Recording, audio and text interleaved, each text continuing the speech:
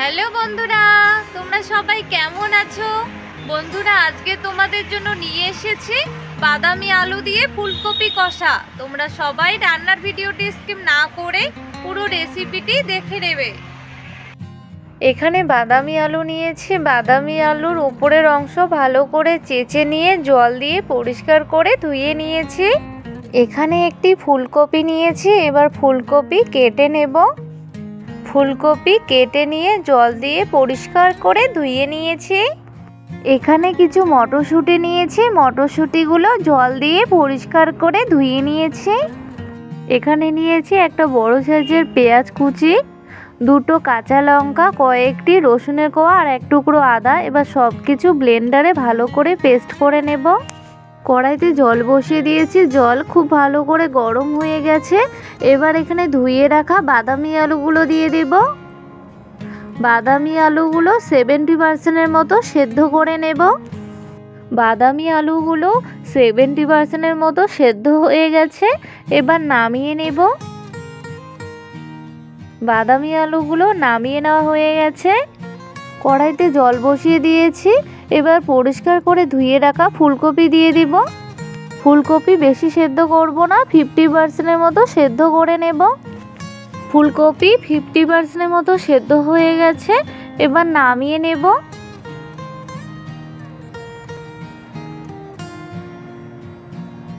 ফুলকপি নামিয়ে নিয়েছি।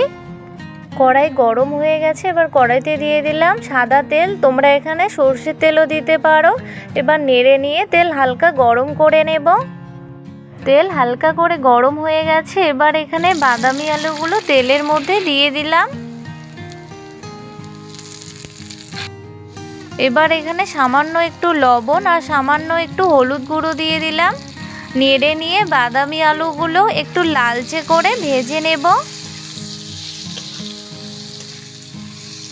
বাদামি আলুগুলো লালচে করে ভেজে নেওয়া হয়ে গেছে।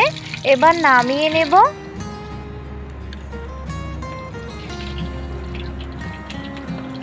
বাদামি আলুগুলো নামিয়ে নিয়েছি।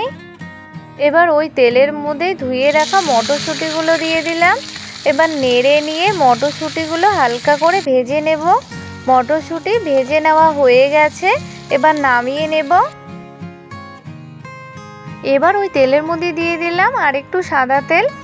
এবার ভাপিয়ে রাখা ফুলকপি তেলের মধ্যে দিয়ে দিব। এবার ফুলকপির মধ্যে দিয়ে দিলাম সামান্য একটু লবণ আর দিয়ে দিলাম সামান্য একটু হলুদ গুঁড়ো। এবার নেড়ে নিয়ে ফুলকপি লালচে করে ভেজে নেব। ফুলকপি লালচে করে ভেজে নিচ্ছি। ফুলকপি ভেজে নেওয়া হয়ে গেছে। এবার নামিয়ে নেব।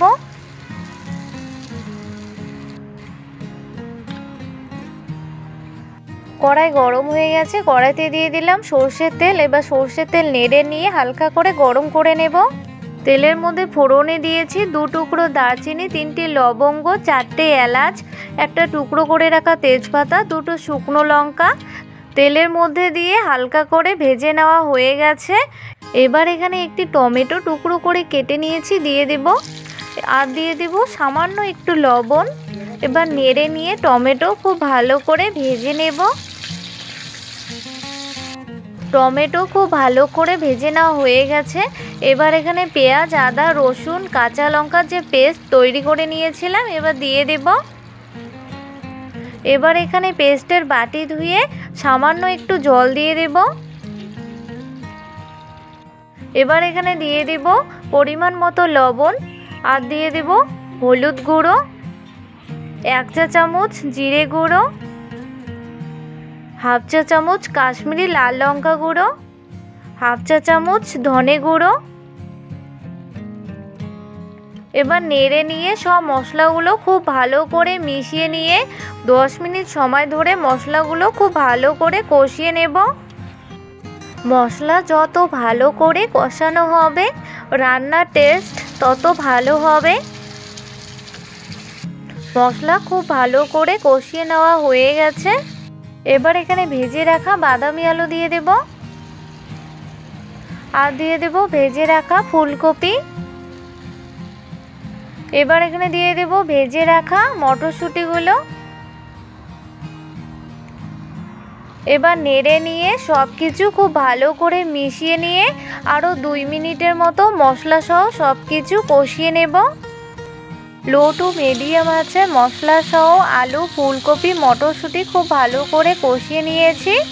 এবার এখানে সামান্য গরম জল দিয়ে দিলাম। এবার নেড়ে নিয়ে মিডিয়াম টু হাই আছে 5 মিনিট জাল করে আলু, ফুলকপি খুব ভালো করে সেদ্ধ করে নেব। বন্ধুরা, রেসিপিটি ভালো লেগে থাকলে প্রথমেই একটি লাইক দিয়ে পুরো রেসিপিটি দেখে নেবে। 5 মিনিট জাল করে নেওয়া হয়ে গেছে, আলু, ফুলকপি খুব ভালো করে সেদ্ধ হয়ে গেছে। এবার এখানে দেশি ধনেপাতা কুচি করে নিয়েছি, দিয়ে দেব। এবার নেড়ে নিয়ে ধনেপাতা খুব ভালো করে মিশিয়ে নেব।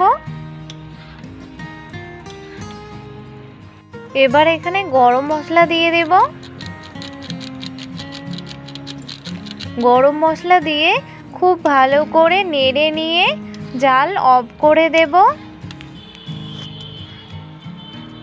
বন্ধুরা, বাদামি আলু দিয়ে ফুলকপি কষা আমার রান্না একদম কমপ্লিট। এবার নামিয়ে নেব।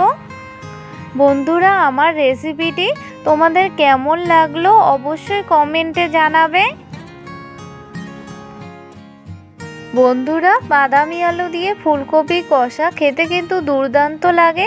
এই বাদামি আলু দিয়ে ফুলকপি কষা পাতে থাকলে নিমেষেই 1 থালা ভাত শেষ হয়ে যাবে। তোমরাও অবশ্যই বাড়িতে একবার এই রেসিপিটি ট্রাই করো। বন্ধুরা, আমার রান্নার ভিডিওগুলি দেখে তোমাদের যদি ভালো লেগে থাকে তাহলে রান্নার ভিডিওগুলিতে লাইক, কমেন্ট এবং শেয়ার করবে এবং অবশ্যই চ্যানেলটিকে সাবস্ক্রাইব করবে। পরবর্তী রান্নার ভিডিও নোটিফিকেশন পেতে বেল আইকনটি অবশ্যই ক্লিক করবে। বাই বন্ধুরা।